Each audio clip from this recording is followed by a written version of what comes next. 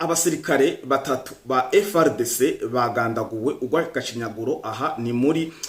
Rucuru muri groupement ya Binza muri lokalite ya Kiseguro. Mvuze urw'agashinyaguro ni mwumve ko ari urw'agashinyaguro kuko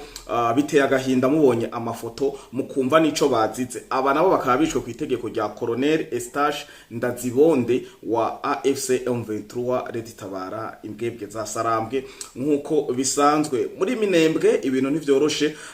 RDF yahateye ibisasu irongera iraturira ikoresheje ibibombe vy'amadrone ibitaro byo muri Minembwe. Turaza kubabwira bilan abahakomerekewe ukungene vyagenze n'impamvu bino bintu biriko birakogwa. Umwe mu basanzwe ari ADF musanzwe mubizi kari kiroberi cisunga idini rya Isilamu hariya mu ntara ya Ituri. ADF uyu nawe akaba yashizwe ko intoki akabasize ko intoki n'abasivile bashoboye kumubona baramwidentifya bisunze amafoto. Ifoto imwe mu mafoto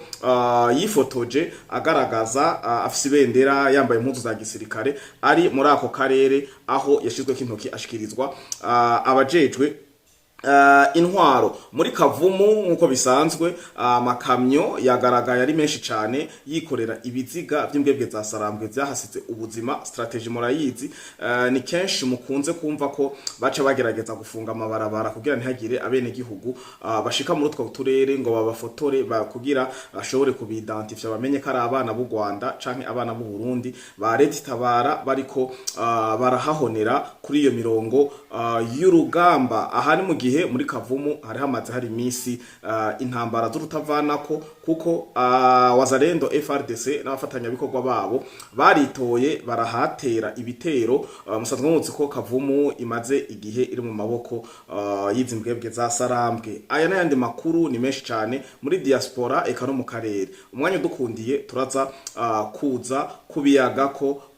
reka rero tuhure neza na neza mwido nido inyuma ya kano karuhuko.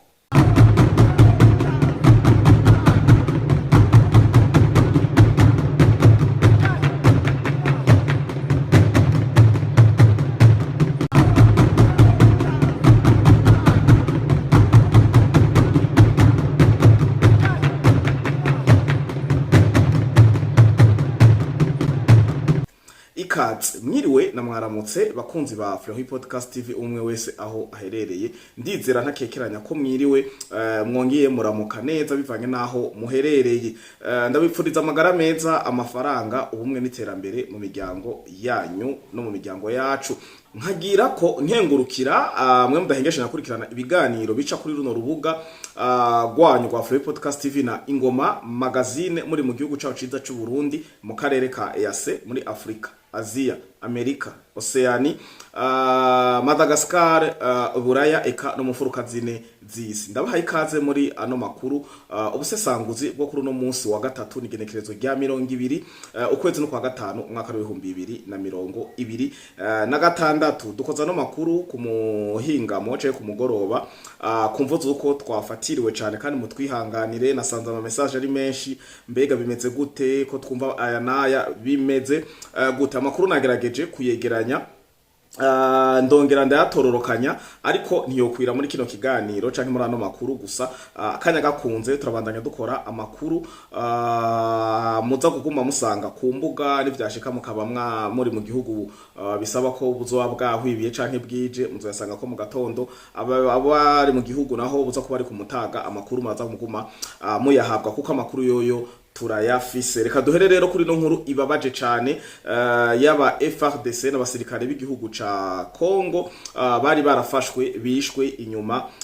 y'umwaka. Bari barafashwe mu kwa mbere kwa 2025 mu migwano canke mu ntambara nyene basanzwe yako baragwana baharanira agateka n'itekane ry'igihugu cabo n'agataka n'ubutunzi bw'agataka kabo. Aba bakaba barafatwiye mu ntambara yariko irahuza imbwebwe za Sarambwe na FRDC mu muji wa Goma. Murumva ko ni igihe nyene bacinjira za Goma. Murumva ko bari barababitse ikiringo c'umwaka n'amezi agera kuri 2. Aba rero bakaba bishwe urw'agashinyaguro. Imvo bishwe ni Ingoma ndababwire. Icambere coco murumva ko bari fungwa. Hanyuma motifu yo kubica babagirije ko ngo bari basanzwe bakorana ngo ari ba maneko ngo ari basanzwe bakorana ngo na FRDC ngo nabo batanga amakuru n'ibigenda birashikiriza imbwebwe za sarambwe za RDF Red Tabara AFC M23 ku mirongo y'urugamba. Ariko byari n'amandababwira dukoreshe reflexion, umuntu arafunzwe nta access ku telefone, ajya ari uko umugiriye ikigongwe, akubitwa ku mutaga ijoro n'amanwa nkuko babivuga abanyarwanda. Uyu muntu abayeho ku mpuhwe zawe, kuko umwanya n'umwanya ushoboye kumusohora ukamurasa cyangwa ukamwica mu bundi buryo nkuko baruhiye kubikora. Uyu muntu atanga makuru gute muri FRDC ari mu gasho ka kizimbwebwe za Sarambwe? Iyi ni motif idafashe, kuko ni imwe mu vyavuzwe mu bari hiyo muri Rucuru. Nababwiye ni muri groupement ya Binza muri lokalite ya Kiseguro, niho aba basirikare ba FRDC bagandaguriwe izuba riva. Makuru abandanya tubwira ko aba basirikare iruhande y'ukwagirizwa ko batanga amakuru ngo kuri FRDC ari ba maneko, abasirikare bari basabwe ko bo kwiyunga na AFC M23 babakoreshe muri izi plan zikurikira. Uko ari batatu, umwe bashaka ngo kumutuma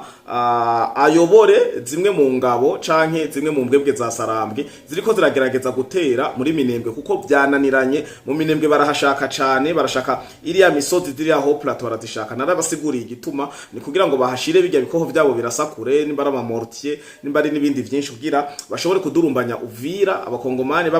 bumvise ibisaso n'ibibombe bibagwako, amaobi bahunge bagaruke mu Burundi canke baje za Baraka, Fizi n'ahandi agenda atandukanye. Hanyuma abamaze ko infiltra Uvira, ko amakuru yo yarahari ko ariho abamwe mu ma infiltration muri Uvira bace bambara za gisirikare bongere bigarurire umuji. Rero barabuze umuntu atahura neza, kuko dukunze kubabwira ko hirigwa haraba amambusho, hirigwa haraba amambiscade ku rwego ruteye ubwoba. Rero umwe muri aba bari bamupangiye ngo aje, ngo niyemera aje Minembwe, undi ngo aje muri Plendora Rusizi, undi nawe nkuko bisanzwe agume ariko arafatanya n'abandi kuza arabumuwe eclairere canke abereka amarakurusi kugira bashobore gushika aho bagomba, kuko aba bobo bafatwa nkuko ari inzobere ku mirongo y'urugamba kandi batahura kano karere. Iki gikorwa rero bakaba bapfuye nk'abantu b'abagabo, baranka kugikora bose ari batatu, bavuga ururimi rumwe, ngo baranka. Bamaze kubankira ico bakoze, bamwe ngo bacomoye bakuye amabayonete mu mifuko bayambika inkoho, barasa bacumita barasa, urumva bishwe urupfu rw'agashinyaguro, bacumiswe, abandi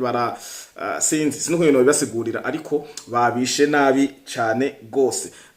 Amazina yabo twashoboye kuba tuyaronka. Umwe muri bo yitwa akaba yari ku ipete rya lieutenant colonel, azwi ku izina rya Asedri Anguye. Uyu Asedri Anguye John, uyu ni umwe mu bishwe. Uwundi nawe yarafise ipete rya sous-lieutenant, akaba yarazi ku izina rya Aqua. Uyundi nawe wa gatatu akaba ari ku ipete rya sergent, akaba yarazwi ku izina rya Ilunga. Aba rero bose bakaba bishwe ku itegeko ry'umukomanda zone wa AFC M23 Red Tabara twigwaneho imbwebwe za Sarambwe, azwi ku izina rya Eustache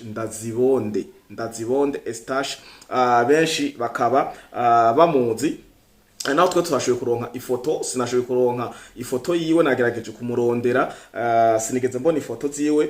Nabonye ba Eustache Ndazibonde benshi cana nkakuza kubesha ngo nze kwerekana n'umuntu atari we ndamwagiriza ivyo ndamwagiriza atari ivyo. Uyu rero akabatwi cyane mu bwicanyi buriko burabera mu burasirazuba bwa Kongo. Aha naho akaba ariko arakora muri uno mwanya dukora kino kiganiro ngo muri axe ya Binza yitwa Kiseguro Nyamirima, niho ari karagirira ama operation yiwe cyane gose. Ma societe civile ntiyaruciye ararumira, ahubwo yaciye atakambariza ngo ama communauté de droit international mu vyo gateka kazina muntu ngo arabe kuko ngo kino citwa icaha c'intambara bakoze izimbwebwe za Sarambwe za AFC M23. Uyu rero baravuga ati ngo pahaye ngo uyu mu colonel Eustache Ndazibona si no mu capitaine ari prénommé Eric, wo bafatanije nawe, ngo bama bavugwa cyane mu bwicanyi buri muri ubwo burere muri groupement cyane ya Binza, ngo na mu yandi mazone barungikwamwo gukora ivyo bikorwa vy'ububisha. Tuva rero muri Rucuru tugaruke Minembwe. Muri Minembwe muri Mikenke nkuko bisanzwe ni mu bitaro vya Itombwe aho RDF ni gisirikare c'u Rwanda nkuko bisanzwe muratsi ku Rwanda gwavyiyemereye bakoze amabombardement ku bitaro harapfa abene gihugu abasivile harapfa n'abagwayi eka bira ntiraja ku mugaragaro ariko iki coco impamvu bagikora nuko musanzwe mwezi ko muri mu rukurikirane rwo kugira imyiyerekano mu bihugu vy'Iburayi leta zunze ubumwe za Amerika vyo vyarangiye nabi baherutse kubikora mu bubiri gitariki 15 naho nyene ntivyabereye ariko iyi ni mode operatoire yabo kugira bagaragaze ko mu Minembwe ngo ata security kandi ngo nta kindi kintu na kimwe kirekuriwe gukoresha drone atari leta ya FRDC Wazalendo n'abafatanya bikorwa babo bisigura bararungika amadrone hari drone twababwiye ko ya ku munsi wejo yakorowe n'ubu basuye barungika drone hanyuma zirarasa ivyo bitaro byo mu Mikenke muri Itombwe hama bagaruka kandi kurira baratakamba Lawrence Kanyuka yongera asohora amakomunike ko mu Minembwe ibitero bitoroshe bariko barica cane abanyamurenge na bwa bwoko bakunda gushira imbere ntazi ico bariye mu moko sindatahura inyungu y'amoko bamwe bavuga ngo turabanyarwanda abandi bakavuga ati ibi bintu tubisezerere ariko imvugo akaba ari ya yindi nyene igaruka ataho yagiye uko rero niko vyifashe mu Minembwe impamvu ni moyitahure nuko bashaka kwerekana ko igisirikare ca FRDC na leta ya Tshisekedi ngo iriko irabangamira abanyamurenge kandi ataribo babikoze ahari muri Rucuru na Minembwe muri Kavumu inyuma y'imigwano yari maze iminsi irikira habera no ku munsi wejo no kuri no munsi mu bucagu imigwano ikaba yari igisekera rero amakamyo yagaragaye ya AFC M23 RDF gisirikare c'u Rwanda baza gusomba babo ibiziga n'imivyimba ngo amakamyo agenda jejeta amaraso iyi strategy barayifise ni strategy imwe mu strategy bakoresha kugira ngo nihagire ubushikira ivyo biziga babafotore hama bagire vya bindi vyo guhuza amasanamu uyu kera mu Rwanda yari umusivile uyu kera mu Burundi yari umusivile uyu n'umuredi tabara uyu n'umu RDF uyu n'umukongomani batwaye ku nguvu banka ko ivyo biziga bigaragara kugira ntibahuza amasanamu nico gituma misi yose bakora iyo effort yo kugira basombe ivyo biziga gacha bitwara kubihamba mu mafosse commune canke bakajabokana mu Rwanda aho bahambwa mu banga ntangere ngo mu gisiri canke mu gisiransiye ntangere uko niko vyifashe ku mirongo y'urugamba muri Kavumu ibintu ntivyoroshe muri Kavumu rero musanzwe mubizi ko hari mu maboko y'izimbwebwe za Sarambwe imigwano yarabaye ariko nta reisite canke novuga gute intsinzi nyezina ya Wazalendo kuko nibo bateye hano bashaka kuhigarurira eka no kugira ngo biravitaye mu bifungurwa hamwe no mu bigwanisho ariko birangira uko babigomba atariko bigenze ariko koko exploit canke intsinzi uko biri kose barayironse muri ako gace naho bakibandanya bahagera amajanja uko niko vyifashe hanyuma muri Ituri ni mu ntara nyene nziza cane yo burasirazuba bwa Kongo muri RDC kuko kenshi nama navuze Itura abantu bakambaza ngo Ituri ni hehe ngo ni mu Buganda ni hehe muri Sudani ni he Ituri nama nabasiguriye ni yindi ntara kujya kwa Goma Bukavu hariho rero intara ya Ituri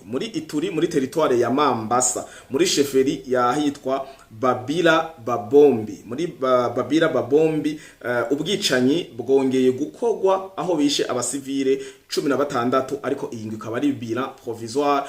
akaba ari ibiharuro mfata kibanza kuko ntibaraheza kurondera kuko bagiye barabasanga bashwiragijwe baragutwara bakaguta mu mwonga bakakwicira hehe na hariya ariko abamaze gutogwa bishwe muri iri joro rica kuriza kuri no munsi wa gatatu igenekezo rya 200 nuko bamaze gutogwa abasivile bagera kuri 16 aha muri Ituri rero system ihari ndabitebe ko gato muri Ituri system ihari nimwe bakoresha muri Goma na Bukavu baraza bakica bene gihugu atakintu na kimwe barabiye ko waba wera yaba wirabura waba ugiziki kugira bateze ubwoba bene gihugu bo muri Ituri bahunge bahave bavide Ituri hama izi nkozi zikibi za ADF eka nabandi babihetse inyuma ngo AFC M23 nkuko bivugwa bahongere bahigarurire vyoroshe ata obstacle nimwe bafise hama bongere bagende guteramo abantu babo nkuko babikoze muri Goma musanzwe mubizi ko abanyekongo ubwabo bavuga ati ama institution yose tubona harimwo abanyarwanda tubona igipolisi arabanyarwanda tubona igisirikare arabanyarwanda kugera no kuba ate baba ba Corneille Nanga ba Bisimwa nabande bose n'abanyarwanda uyise formule rero narayibabwiye kuva kera n'ubu ngo bakora koresha muri Ituri ibi rero bikaba vyakozwe na ADF uyu akaba ari umugwi w'inkozi z'ibibi wowo uvuga ko ufatiye ku idini rya Ikisilamu tukiri nyene kuri ivya ADF hari umwe muri izi nkozi z'ikibi yafashwe afatwa n'abashoferi bariko baranyonga ngo imiduga uyu mugabo rero bamwiketse bahama baja kuraba mu Android yabo kuko amafoto yoyo yiwe yaragaragaye ari menshi cyane afise ibendera imwe mu mafoto yatumye bamufata ni iri hano ni foto igaragaza afise ibendera rya Etat Islamique ari mu umwe mu mashamba ya hariya muri Ituri rero uyu akaba yaciye ahabwa ama institution canke inzego zibifitiye uburenganzira igipolisi n'ubutungane kugira abandanye kigwa ko amatohoza uyu akaba yafashwe rero ariko arerekeza canke ariko araja ahitwa Bunia amakuru ku mirongo y'urugamba nayo mu kubahereza kanya reka turangirize hano ariko amakuru arahari komeza muri kumwe na Flohi Podcast TV mwe mwagize sabone canke subscribe turabakengurukira cyane namwe mutarabikora kuri Ingoma Magazine twabonye ko biriko biraza ariko bandanya mugira sabone na subscribe kugira tubandanye twagura akarere neza na neza ndabakengurukire ndabibutsa ko nta Flohi Podcast TV nta Ingoma Magazine atamwebwe mwarahezagiwe mugira umunsi mwiza umugoroba mwiza umutaga mwiza bivanye n'umwe wese aho aherereye ciao ciao